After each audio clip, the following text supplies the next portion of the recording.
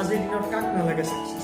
কোন এনেকুৱা মানুহ আছে যি বিচৰা নাই যে জীৱনটোত তেওঁ সফল হ'ব পাৰে, বা কোন এনেকুৱা মানুহ আছে যি বিচাৰিছে যে তেওঁ জীৱনত অকল বিফলতা আহিব লাগে? কোনো কথা নাই, প্ৰত্যেকে এটাই বিচাৰে যে আমি কেনেকৈ লাইফত ছাকচেছ হ'ব পাৰোঁ, কেনেকৈ আমি জীৱনত সফল হ'ব পাৰোঁ। এখন গাঁৱত দুজন ল'ৰা আছিল, জয় আৰু বিজয়। বিজয় যিজন আছিল তেওঁ লাইফত বহুত উন্নতি কৰি গুচি গ'ল। পইচা, বাংলো, গাড়ী, মাটি সকলো আছিল তেওঁৰ ওচৰত। আৰু যিজন জয় আছিল, জয়ৰ ওচৰত একো নাছিল, না গাড়ী আছিল না পইচা আছিল, কিন্তু দুইজন খুব ভাল বন্ধু আছিল। তেতিয়া কি কৰিলে, জয়ে বিজয়ৰ ওচৰলৈ গ'ল, বিজয়ক গৈ ক'লেগৈ যে ফ্ৰেণ্ড, তুমি এনেকুৱা কি কাম কৰিলা? তোমাৰ ওচৰততো আজি সকলো আছে, পইচা, গাড়ী, মাটি, আৰু মোৰ ওচৰততো একোৱেই নাই। তো তুমিও মোক এনেকুৱা এটা ছাকচেছৰ টিপছ দিয়া, যিটো টিপছ লৈ পেলাই মই আজি সমাজত ছাকচেছ হ'ব পাৰোঁ, মোৰ লাইফত আজি মই সফল হ'ব পাৰোঁ। তো বিজয়ে 5 মিনিট সময় চিন্তা কৰিলে। 5 মিনিট চিন্তা কৰাৰ পাছত জয়ক ক'লে যে তুমি মোক কাইলৈ নদীৰ পাৰত লগ কৰা। প্ৰথমতেই কাম হৈ গ'ল, আৰু দুইজনে গৈ নদীৰ পাৰত লগ হ'ল পিছদিনাখন।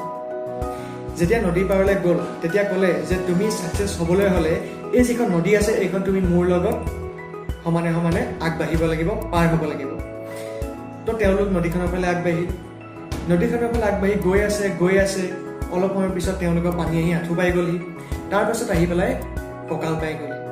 যেতিয়া আৰু অলপ দূৰ গৈ থাকিলে তেতিয়া বুকু পালেহি, লাহে লাহে পানী আহি তেওঁলোকৰ ডিঙি পাই গ'লহি। আৰু যেতিয়াই পানী আহি ডিঙি পালেহি, বিজয়ে লগালগ জয়ক গবা মাৰি ধৰি পেলাই পানীত ডুবাই দিলে।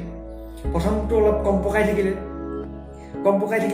থাকিলে লাষ্টত যেতিয়া এনেকুৱা এটা মুহূৰ্ত আহি গ'ল যে মই যদি আৰু অলপ সময় পানীৰ তলত থাকিবলৈ হয় মই কিন্তু মৰি যাওঁ, তেতিয়া সি সমস্ত জোৰ প্ৰয়োগ কৰি পেলাই বিজয়ক গতা মাৰি পেলাই পাৰলৈ গুচি আহি পেলাই বিজয়ক সুধিলে যে তুমি মোৰ লগত এনেকুৱা কিয় কৰিছিলা?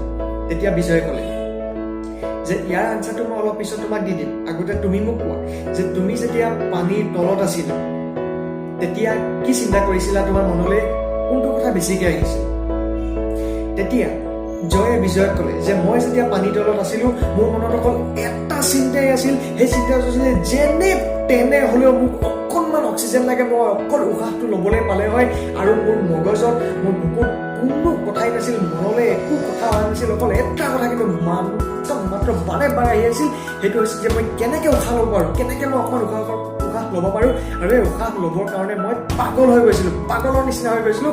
আৰু সেইকাৰণে মই তোমাক গতিয়াই পেলাই লাষ্টত মই ওলাই আহি পেলাই গুচি আহিছিলোঁ।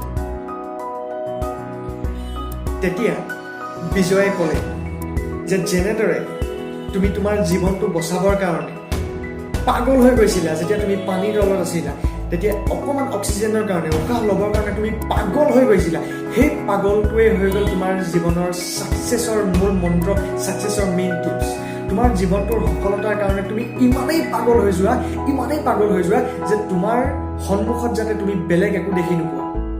তো ফ্ৰেণ্ডছ, মই আজি আপোনালোকক এই ষ্টৰিটোৰ পৰা এইটোৱে বুজাবলৈ চেষ্টা কৰিছিলোঁ যে যদি জীৱনত আপুনিও ছাকচেছ হ'ব পৰা নাই, আপুনি যদি জীৱনত সফল হ'ব পৰা নাই, তেতিয়াহ'লে আপুনি সেই আপোনাৰ সফলতাৰ কাৰণে ইমানেই পাগল হৈ যাওক যাতে আপোনাৰ ফ্ৰণ্টৰ মানুহখিনি, আপোনাৰ সন্মুখৰ মানুহখিনি, আপোনাৰ সমাজৰ মানুহখিনিয়ে কি ক'ব, কোনে কি কৰিছে আপোনাৰ চাবলৈ একো সময় থাকিব নালাগে। আপুনি অকল আপোনাৰ সফলতাটোক আগত ৰাখি পেলাই কাম কৰক, আৰু আপুনি এদিন নহয় এদিন ছাকচেছ হ'বই হ'ব।